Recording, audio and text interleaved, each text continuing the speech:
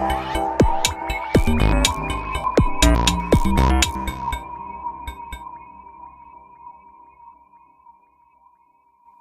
Everyone, welcome to our channel extra learning. आज के इस वीडियो में हम लोग बीएड फर्स्ट ईयर का क्वेश्चन पेपर करेंगे जो 2022 में एग्ज़ाम हुआ था। बीएड के एग्ज़ाम्स में क्वेश्चन प्रीवियस ईयर से बहुत ज़्यादा मैच करते हैं, तो अगर आप बहुत अच्छा स्कोर करना चाहते हैं कम टाइम में तो पिछले साल के क्वेश्चन पेपर्स ज़रूर देख करके जाइए। और हमारे ही चैनल के प्लेलिस्ट में आपको 2019 का भी पेपर मिल जाएगा। 20 में तो कोई एग्ज़ाम हुआ नहीं था, 21 का भी मिल जाएगा और 22 का भी मिल जाएगा। और केवल क्वेश्चन पेपर्स ही नहीं, आंसर्स भी मिल जाएंगे, वो भी बेस्ट और आसानी से लर्न हो जाने वाले। बीएड के इंटर्नशिप डायरी भी, लेसन प्लान भी, कल्चरल डायरी भी, टीएलएम भी, सब कुछ अवेलेबल है हमारे चैनल के प्लेलिस्ट में। डिस्क्रिप्शन में भी डिटेल्स दिया हुआ है, एक बार चेक कीजिए। लर्निंग एंड टीचिंग का पेपर 3 घंटे का होता है। फुल मार्क्स होते हैं 80 और पासिंग मार्क्स होता है 36। अगर इस पेपर में आप 36 नंबर ले आते हैं तो आप आसानी से पास कर जाइएगा। सेक्शन ए, सेक्शन बी और सेक्शन सी, 3 सेक्शंस में ये पूरा क्वेश्चन पेपर है। सेक्शन ए 40 मार्क्स का है। इसमें 4 क्वेश्चंस बनाने हैं, एक क्वेश्चन 10 मार्क्स का है। Question 1. What do you understand by transfer of learning? What would you do for maximum transfer of learning in your class? Transfer of learning ज्ञान का स्थानांतरण क्या होता है और क्लासरूम में मैक्सिमम ट्रांसफ़र कराना है लर्निंग का, तो वो कैसे हो सकता है? अगर हमारी पुरानी सीखी हुई चीज़ कोई नई चीज़ सीखने में हेल्प करती है तो यही ट्रांसफ़र ऑफ लर्निंग होता है। जैसे हम लोग पहले साइकिल चलाना जानते हैं और इसकी मदद से हम लोगों को स्कूटी चलाने में हेल्प होगा, तो ये ट्रांसफ़र ऑफ लर्निंग है। और क्लासरूम में अच्छे से अच्छा, ज़्यादा से ज़्यादा ट्रांसफ़र ऑफ लर्निंग कराने के लिए क्या करना होगा? टीचर्स को पुराने क्लास से रिलेट करके पढ़ाना होगा, पुराने कॉन्सेप्ट से रिलेटेड करके पढ़ाना होगा, है ना। पूर्व नॉलेज, प्रीवियस नॉलेज से रिलेट करके पढ़ाना होगा। Question number 2. What is Piaget's theory of cognitive development? Mention its various education implications. पियाजे थ्योरी क्या है कॉग्निटिव डेवलपमेंट का, संज्ञानात्मक विकास का, और एजुकेशन में उनकी थ्योरी को हम लोग कैसे यूज़ करते हैं, पढ़ाने में कैसे यूज़ करते हैं। पियाजे का फुल नेम जीन पियाजे है और इन्होंने स्टेजेस ऑफ डेवलपमेंट के 4 स्टेजेस दिए हैं, जिसमें से लास्ट स्टेज होता है फॉर्मल स्टेज और पहला स्टेज होता है सेंसरी मोटर स्टेज। इन्होंने एसिमिलेशन और एकोमोडेशन के बारे में बातें की हैं। इनकी थ्योरी लिखते समय इक्विलिब्रेशन ज़रूर लिखना होता है, इक्विलिब्रेशन के बारे में इन्होंने बताया है। अगर हम लोग अपने पुराने ज्ञान में नए ज्ञान को ऐड ऑन कर लेते हैं, है ना, प्लस कर लेते हैं, ऐड कर लेते हैं, जोड़ लेते हैं, तो वो एसिमिलेशन हो जाता है। और अगर पुराने ज्ञान में नए ज्ञान को मॉडिफाई करके ऐड करेंगे, मतलब नया जो भी चीज़ सीख रहे हैं उसमें थोड़ा सा चेंज करके उसके बाद ऐड करेंगे, तो ये एकोमोडेशन होता है, चेंज करके एडजस्ट करना। इनकी थ्योरी लिखते समय स्कीमा के बारे में बताना बहुत ज़्यादा ज़रूरी है। बच्चा जन्म लेता है तो बहुत सारे स्कीमाज वो लेकर के जन्म लेता है, मतलब कि सकिंग, है ना, सक करना वो पहले से सीखा हुआ रहता है। इसके अलावा भी बहुत सारे स्कीमाज होते हैं। Question number 3. What do you mean by motivation? What are the different types of motivation? Discuss the technique of enhancing motivation. Motivation का मतलब क्या होता है, प्रेरणा का मतलब क्या होता है, और कितने तरह की प्रेरणा होती है, प्रेरणा के प्रकार लिखने हैं, और किसी को भी प्रेरित करने के कौन कौन से टेक्निक्स हैं, कौन कौन से तरीके हैं, वो बताने हैं। किसी को भी कोई काम करने के लिए इंस्पायर करना, उत्तेजित करना, ये मोटिवेशन है। Question number 4. What do you mean by proficiency in teaching? Discuss the place of awareness, skills and competency to develop proficiency in teaching. कोई टीचिंग में प्रोफिशिएंट हो जाए, निपुण हो जाए, बिल्कुल एबल हो जाए, तो इसका क्या मतलब होता है? इसका मतलब होता है बहुत अच्छे से बच्चों को समझ पाना, चीज़ों को बहुत आसानी से समझा पाना, है ना। उस जगह के बारे में बताना है जहाँ पे किसी भी टीचर को जानकारी मिलेगा, उसके स्किल्स डेवलप होंगे, है ना। किस चीज़ के लिए? टीचिंग के लिए, टीचिंग में प्रोफिशिएंट बनाने के लिए, निपुण बनाने के लिए। ऐसी जगह टीचर ट्रेनिंग कॉलेजेस हो सकते हैं, है ना, ट्रेंड टीचर्स ट्रेनिंग दी जाती है उन लोगों को। अब है सेक्शन बी। सेक्शन बी में 4 क्वेश्चन है, चारों क्वेश्चन का आंसर करना है और एक क्वेश्चन का आंसर 5 मार्क्स का है, यानी कि टोटल सेक्शन बी 20 मार्क्स का है। Question 1. Analyze the teacher's role in facilitating and managing learning. Learning कराने को, कोई भी चीज़ सिखाने को टीचर्स कैसे मैनेज करते हैं और कैसे फैसिलिटेट करते हैं, मतलब कैसे सुविधाएं देते हैं, कैसे सारी चीज़ों को कंट्रोल करते हैं, इंस्ट्रक्शन दे करके, इवैल्यूएशन करा करके, ये सारे तरीकों से इंस्ट्रक्शन देते हैं। तो कोई भी बच्चे को क्या करना है उसका मेथड बताते हैं, तरीका बताते हैं, तो इससे वो सीख पाते हैं, कोई भी चीज़ को कर पाते हैं। और टीचर्स चेक करते हैं, तो इससे इवैल्यूएशन करते हैं, तो पता चल जाता है कि लर्निंग हुआ है, नहीं हुआ है, कितना हुआ है। 2022 का क्वेश्चन पेपर बहुत ज़्यादा ढूंढ रहे थे, कहीं भी नहीं मिल रहा था।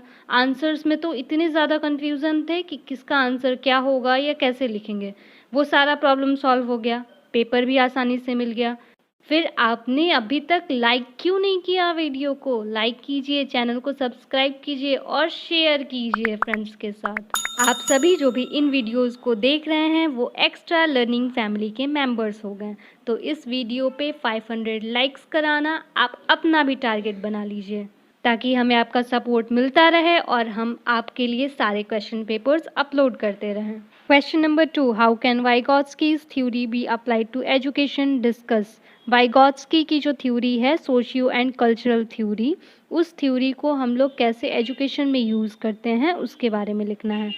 तो आप लोग को पता ही है कि वाइगॉट्स्की जो थ्योरी दिए थे उसमें ये बताए थे कि किसी भी बच्चे की लर्निंग जो होती है वो 3 चीज़ों पे डिपेंड करती है, सोसाइटी पे, कल्चर पे और लैंग्वेज पे। और वाइगॉट्स्की की थ्योरी लिखते टाइम स्कैफोल्डिंग के बारे में ज़रूर लिखना होता है, ZPD के बारे में ज़रूर लिखना होता है, जोन ऑफ प्रॉक्सिमल डेवलपमेंट और स्कैफोल्डिंग। स्कैफोल्डिंग का मतलब कि किसी भी बच्चे को किसी बड़े से हेल्प करवाना या फिर उसके पीयर ग्रुप से हेल्प करवाना, किसी के भी हेल्प से वो बच्चा आगे बढ़ पाए, ये स्कैफोल्डिंग है। जोन ऑफ प्रॉक्सिमल डेवलपमेंट क्या होता है? तो एक जोन होता है ना, उस जोन में बच्चे अपना काम खुद से कर पाते हैं और उसी के बाहर एक एरिया होगा, एक जोन होगा जिसमें अगर थोड़ा सा हेल्प किया जाए तभी उस काम को वो बच्चे कर पाएंगे।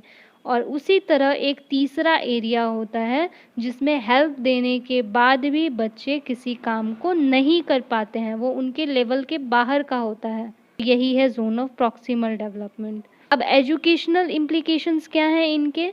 तो इन्होंने कहा था कोलैबोरेटिंग और कोऑपरेटिव लर्निंग के बारे में, मतलब कि लर्निंग कराया जाए तो सहयोग करके सिखाया जाए, किसी भी काम को बोला जाए करने के लिए कि एक दूसरे का हेल्प करके सीखिए, डिस्कस करके, ग्रुप डिस्कशन करके पढ़ाई कीजिए, ये सब कहते हैं। तो ऐसा करने से लर्निंग ज़्यादा होगा वाइगॉट्स्की के according. Question number 3, discuss the roles and functions of a teacher in teaching process. Teaching कराते टाइम एक टीचर का क्या फंक्शन होता है और क्या रोल होता है? टीचर का रोल होता है एक्सप्लेन करना, चीज़ों को सिखाना, लर्न कराना, बच्चे में बिहेवियर में चेंज लेकर के आना, उसमें मोरल डेवलपमेंट करना, बच्चों में ओवरऑल डेवलपमेंट करना, पर्सनैलिटी डेवलपमेंट करना।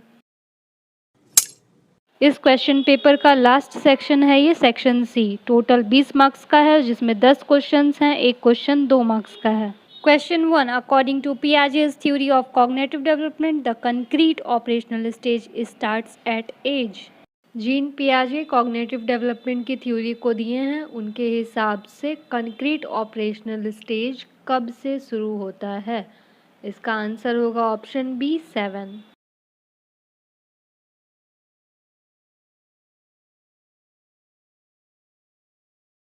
Question number 2, classical conditioning is associated with the work of. इनमें से कौन से फिलोसोफर, कौन से साइकोलॉजिस्ट से क्लासिकल कंडीशनिंग रिलेटेड है? इसका आंसर होगा option A Skinner. Question 3, teaching proficiency means. Teaching proficiency का मतलब क्या होता है? Mastery of the subject, good communication skill, the knowledge, skill, abilities and attitude needed to promote learning process and design lesson, या none of these. अपने subject पे master होना, पूरा पकड़ होना सब्जेक्ट पे, या गुड कम्युनिकेशन स्किल, बात करने का तरीका अच्छा होना, या फिर नॉलेज, स्किल, एबिलिटी, सारी चीज़ें होना जो लर्निंग के लिए ज़रूरी है, यानी कि किसी को लर्न कराने के लिए, पढ़ाने के लिए, सिखाने के लिए ज़रूरी है, या नन ऑफ द एबव, इनमें से कोई नहीं। इसका आंसर होगा ऑप्शन सी।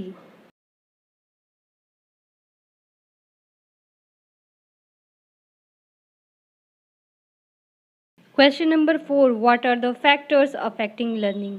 यानी कि लर्निंग को अफेक्ट करने वाले, प्रभावित करने वाले कौन कौन से फैक्टर्स होते हैं। इसका आंसर होगा option D, learner, teacher, selection of teaching methods, all of the above. ये सारी चीज़ें प्रभाव डालती हैं टीचिंग पे।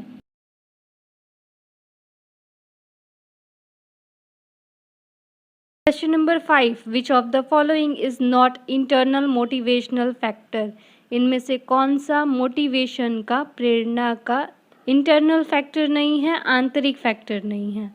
तो इसका आंसर होगा फीडबैक। फीडबैक क्या होता है? जब कोई भी राय देता है, कोई काम कोई करता है, उसको लेकर के हम लोग अपना ओपिनियन बताते हैं कि अच्छा काम किए, बहुत बढ़िया काम किए, तो उसको मोटिवेशन मिलेगा, प्रेरणा मिलेगा। तो ये क्या है? इंटरनल तो नहीं है, इसीलिए यही आंसर होगा।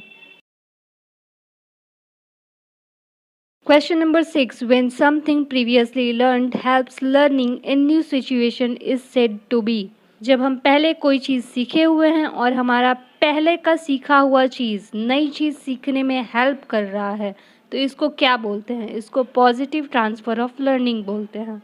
Option A is the right answer.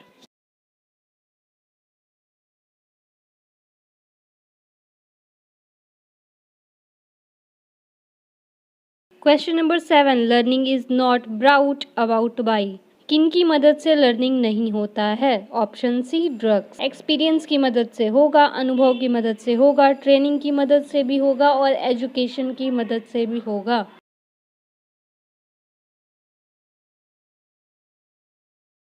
Question number 8. Characteristics associated with effective teachers include. मतलब कि असरदार टीचर्स के क्या गुण होंगे, इनमें से कौन सा गुण होगा? एजुकेशनल क्वालिटीज़ या abilities, professional qualities, social qualities या both A and B. Educational और प्रोफेशनल दोनों ही क्वालिटीज़ एक टीचर को इफ़ेक्टिव बनाते हैं, व्यावसायिक गुण भी और शैक्षिक गुण भी।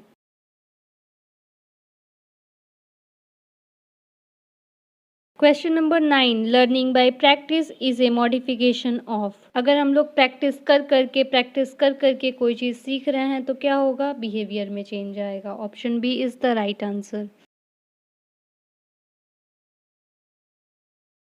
Question number 10. Which of the following options is not correct about learning.